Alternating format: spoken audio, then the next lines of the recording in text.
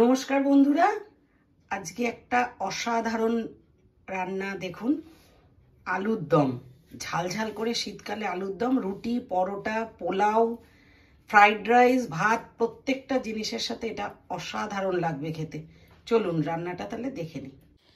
Pressure কুকারে লবণ আর জল দিয়ে আলুটাকে সেদ্ধ করে নিলাম।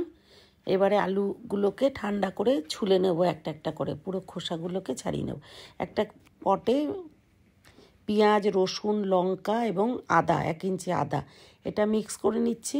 একটা টমেটো কেটে নিয়েছি, দানা ফেলে নিয়ে কড়াইটা গরম করে ওর মধ্যে 4 চামচ মতন তেল দিয়ে দিলাম। এর মধ্যে একটু লবণ আর একটু হলুদ দিয়ে আলুগুলোকে ভেজে নেব ভালো করে। গ্যাসটা সিম করে নেব, নিয়ে ভালো করে ভেজে নেব। ভেজে এবারে আমি তুলে রেখে দেব। দিয়েছি আলুগুলো, আবার যা বাকিটা ছিল সেটা দিয়েও ভেজে তুলে নেব।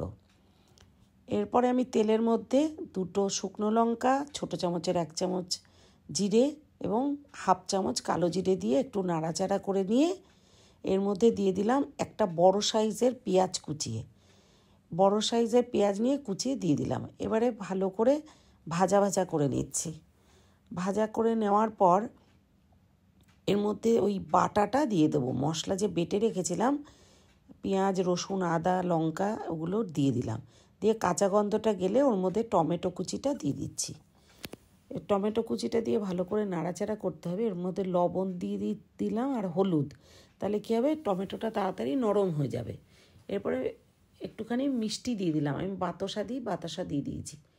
ভালো করে মিশিয়ে নিলাম, নিয়ে 1 চামচ জিরের গুঁড়ো, 1 চামচ ধনের গুঁড়ো এবং 1 চামচ লাল লঙ্কার গুঁড়ো রং হওয়ার জন্য দিয়ে মিক্সিটা ধুয়ে, পটটা ধুয়ে জল দিয়ে দিলাম, কারণ যাতে লেগে না যায় কড়াইতে। এবারে ভালো করে কষিয়ে নিচ্ছি।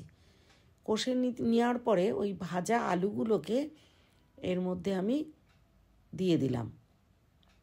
ভাজা আলুগুলোকে দিয়ে ভালো করে আলুর সাথে কষে নিতে হবে, যাতে লবণ ঝালগুলো আলুতে ঢুকে যায়।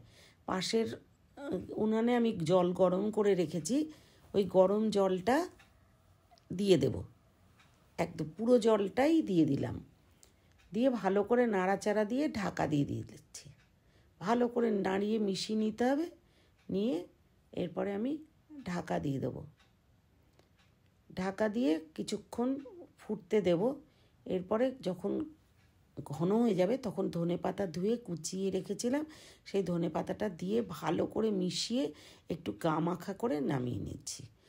এইভাবেই রান্নাটা করলে ভীষণ ভালো লাগবে খেতে।